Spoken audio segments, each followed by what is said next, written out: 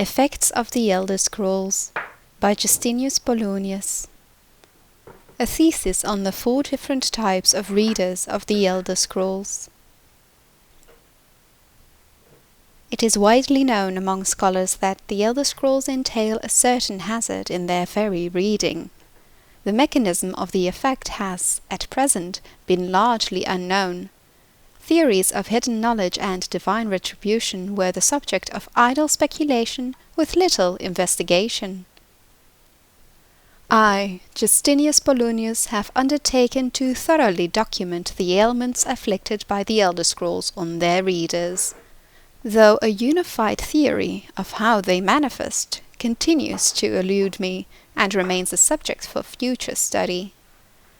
I have grouped the effects into 4, finding that the avenue of experience depends largely upon the mind of the reader. If this is unclear, I hope that a proper dichotomy will lay it plain. Group the first, the Naifs. For one who has received no training in the history or nature of the Elder Scrolls, the scroll itself is, effectively, inert.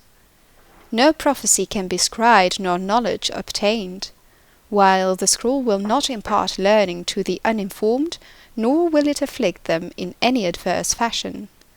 Visually, the scroll will appear to be awash in odd lettering and symbols. Those who know their astronomy often claim to recognize constellations in the patterns and connections, but such conjecture is impossible to further investigate since the very nature of this study necessitates unlearned subjects. Group the second, the Unguarded Intellects. It is this second group that realizes the greatest danger from attempting to read the scrolls.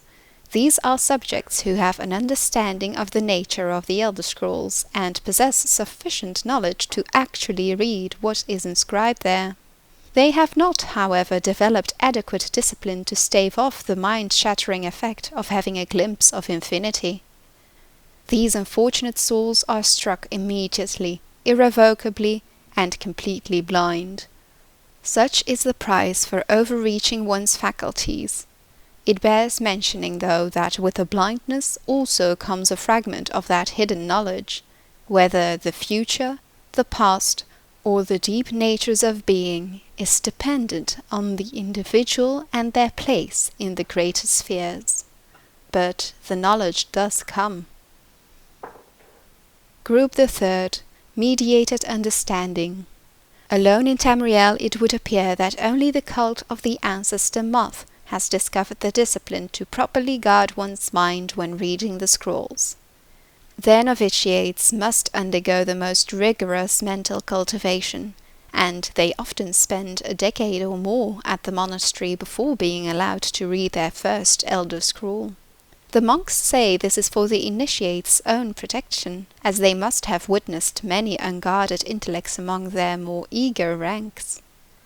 With appropriate fortitude, these readers also receive blindness, though at a far lesser magnitude than the unguarded. Their vision fogs slightly, but they retain shape, color, and enough acuity to continue to read mundane texts. The knowledge they gain from the scroll is also tempered somewhat. It requires stages of meditation and reflection to fully appreciate and express what one saw. Group the fourth, Illuminated Understanding. Between the previous group and this one exists a continuum that has, at present, only been traversed by the monks of the ancestor moth.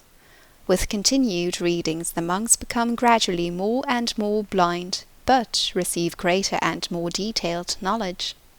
As they spend their waking hours pondering the revelations, they also receive a further degree of mental fortitude.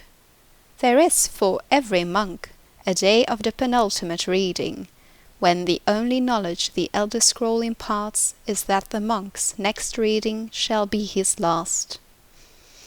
For each monk the penultimate reading comes at a different and unknowable time. Preliminary work has been done to predict the occurrence by charting the severity of an individual monk's blindness, But all who reach these later stages report that the increasing blindness seems to taper with increased readings. Some pose the notion that some other unseen sense is, in fact, continuing to diminish at the upper range, but I shall leave such postulations to philosophers.